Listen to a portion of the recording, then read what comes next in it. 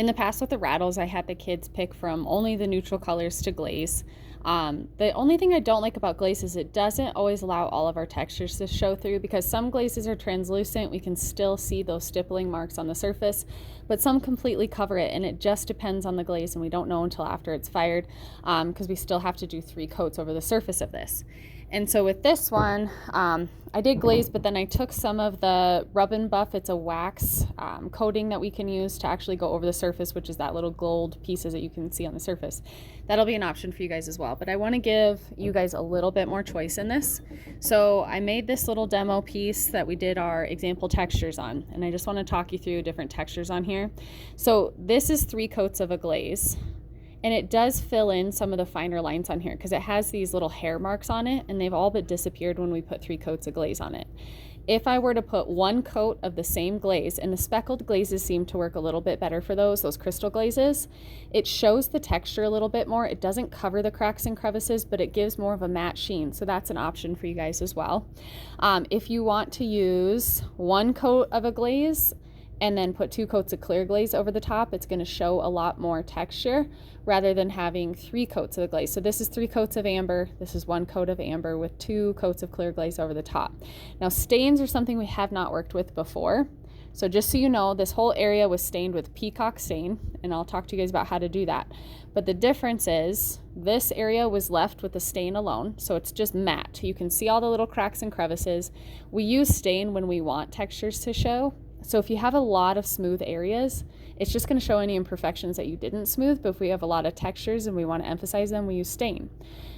If I were to take clear glaze over stain, that's this section over here, you can see it changes the color. It's not as vibrant, it actually dulls it down just a bit for the peacock, and it just makes it shiny, but it still shows all those variations in texture. So that's the same stain. Another option is to stain and then find a translucent or a more see-through glaze, like, let me see, which one's this one? Ooh, I think that's the light blue, okay? So I put the teal stain on it, and then I glazed light blue over the top surface, and the stain still shows through because that light blue is a little bit more translucent. And I can kind of guide you on what stains will, or I'm sorry, what glazes will show the stains through a little bit more. Okay, so you guys have an option to do 3 coats of a glaze, 1 coat of a glaze, 1 coat of a glaze with 2 coats of clear glaze over the top, stain with no clear glaze, stain with clear glaze, stain with color glaze over the top. So there's a lot of different options for you guys when you're doing this. If you have experience with other sorts of paints and you want to try something different, you can just let me know as well. So to start off with, when we are staining, you guys will have jars like this. Make sure the lid's on it, and I'll take an old jar just so you guys can see this. This is Mason pigment, Mason stain pigment. You can see it settles to the bottom. So my water's all the way up here. So I have to shake it up.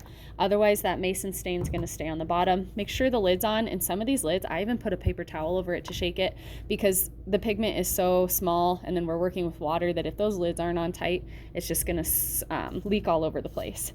So I'm just gonna shake this one up just a little bit because I've already been using it.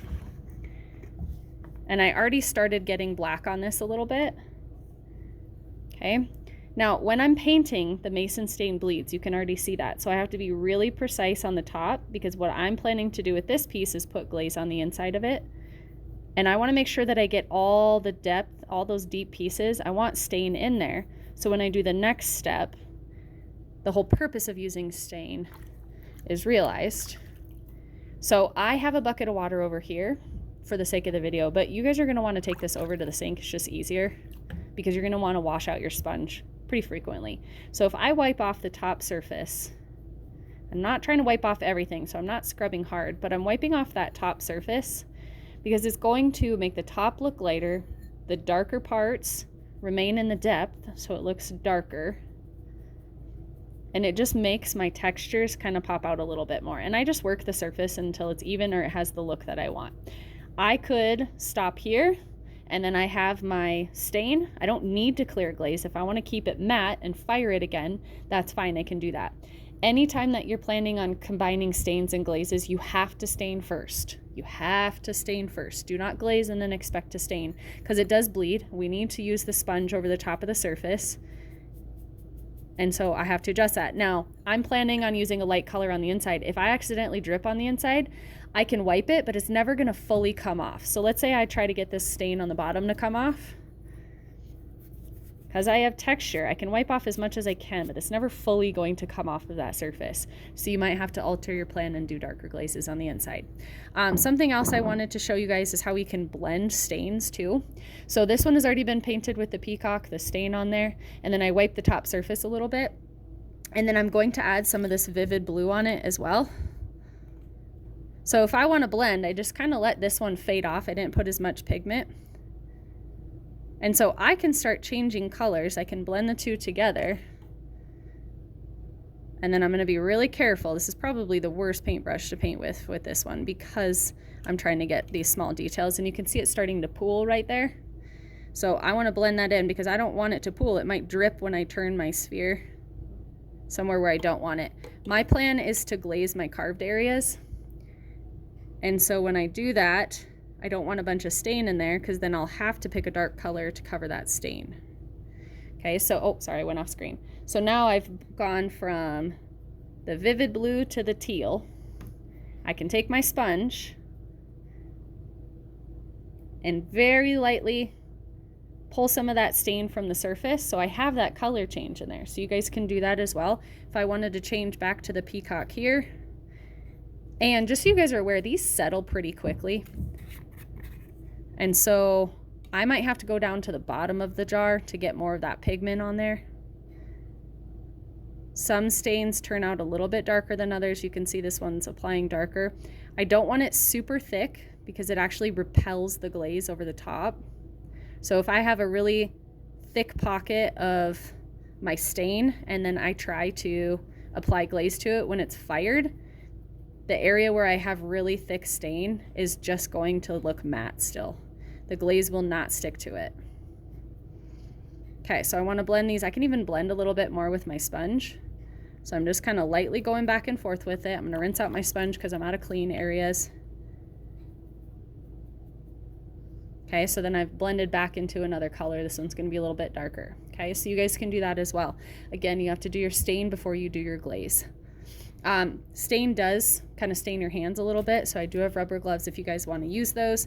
These brushes need to be washed out, so when you're running it underwater, like right now, if I just take this and go like this, it's not going to be clean. We're still going to have stain in there. So you can see that in my hand. So you guys need to go run it under the water until it runs clear to get all the stain out of there. I only have one of each of the jars, so if you're staining, you may be needing to wait. So I wanted to talk to you guys about a few pieces. So if I'm looking at this piece right here, I might want to use stain in this area and just use glaze in this area.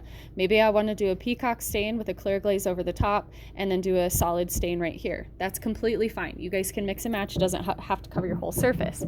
I could do stain because there's a lot of texture here, but there's a lot of smooth surface right here.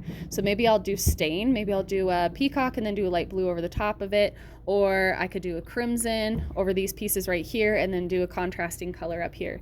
So keep that in mind that you guys are not limited to just doing stains or just doing glazes. You guys can mix and match. This has a rough surface on the face, so I might consider doing stains to bring out that texture, but then blending it into the glaze. Maybe I do 3 coats of glaze and then taper off so I only have 1 coat of glaze, so it just blends into it.